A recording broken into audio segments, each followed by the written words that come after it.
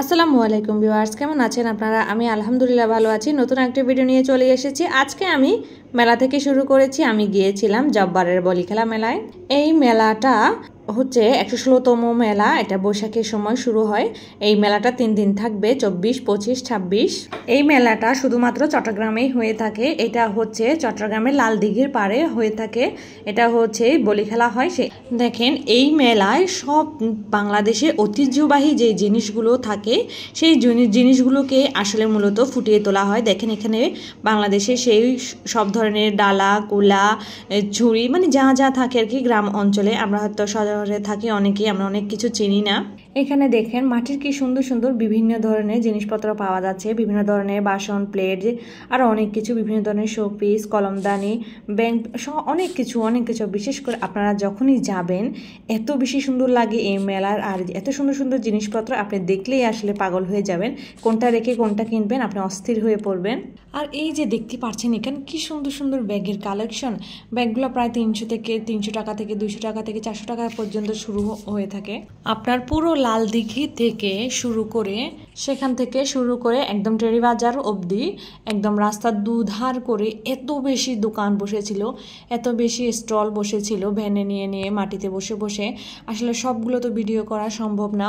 বিভিন্ন ধরনের অর্নামেন্টস, বিভিন্ন ধরনের জুয়েলারি, বিভিন্ন ধরনের কানের দুল, চুড়ি, জামা, পোশাক, শাড়ি, বিভিন্ন ধরনের কিছু। আমি আপনাদেরকে বলবো, আপনারা যদি এই মেলাটাতে যেতে চান তাহলে অবশ্যই সকাল দিকে যাবেন, কারণ সকাল দিকে ভিড় খুবই কম থাকে। আমি গিয়েছিলাম দুপুরের পরে, দুপুরে খাওয়া দাওয়া শেষ করে ভেবেছিলাম আমি গিয়ে আগে একটু সবগুলো ঘুরে ঘুরে দেখবো, তারপর আস্তে ধীরে কিনবো। এরপর যখন আসার সময় কিনতে লাগলাম, এত পরিমাণে ভিড়, হাঁটাই যাচ্ছিল না। দেখেন, এখানে ছোট ছোট বাচ্চাদের খেলার জন্য বেতের অনেক কিছু ছিল। এখানে আসলে বেত দিয়ে অনেক কিছু বানিয়েছে, মাটির বানিয়েছে, বিভিন্ন ধরনের ওরা শোপিস, ঘর সাজানোর, আপনারা যা চান অনেক কিছু পেয়ে যাবেন। আমরা দেখা যায় যে অনেক সময় বাঙালিরা আমরা বৈশাখেতে যে কোনো খাবার খেতে বা বৈশাখে যে আমরা পান্তা ইলিশগুলো খাই, তখন আমরা চাই যে সুন্দর করে একটু মাটির জিনিসপত্র দিয়ে আমরা একটু সাজাতে গুছাতে, একটু পরিপাটি করে পরিবেশন করে খেতে পছন্দ করি। আমাদের কাছে ভালো লাগে। এখানে খুব সুন্দর সুন্দর হাঁড়ি পাতিলও ছিল। আশা করি আপনাদের ভালো লাগবে। আপনারা অবশ্যই গিয়ে ঘুরে আসবেন। আর দেখেন, এখানে হিন্দুদেরও কিছু কি বলে না, ওদের মূর্তি বা কি সব বানিয়ে রেখেছিল, আমি এক্স্যাক্টলি জানি না। আপনারা যারা হিন্দু ধর্মের আছেন আপনারা গিয়ে ওখান থেকে ক্রয় করে আনতে পারেন। আর দেখেন, এই ফ্রুটস বাস্কেটগুলো আমার কাছে এত বেশি পছন্দ হয়েছিল, আমি এখান থেকে কয়েকটা নিয়ে নিয়েছি। আর এখানে দেখেন কত সুন্দর সুন্দর মাটির পানির জগ। এই জগগুলোতে নাকি পানি রাখলে পানিগুলো অনেক বেশি ঠান্ডা হয়ে যায়, গরমকালে নাকি খেতে খুবই ভালো লাগে। আমি অবশ্যই এখান থেকে একটা পানির জগ নিয়ে যাব। আজকে আমি সারাদিন অনেক বেশি হেঁটেছি, অনেক বেশি ঘুরেছি। আমি সেই লালদিঘির পার হতে শুরু করে টেরিবাজার পর্যন্ত ঘুরে ঘুরে সব কিছু দেখেছি। এখানে খুব সুন্দর সুন্দর কুশি কাটা ছোট ছোট বাচ্চা মেয়েদের ড্রেস পাওয়া যাচ্ছে।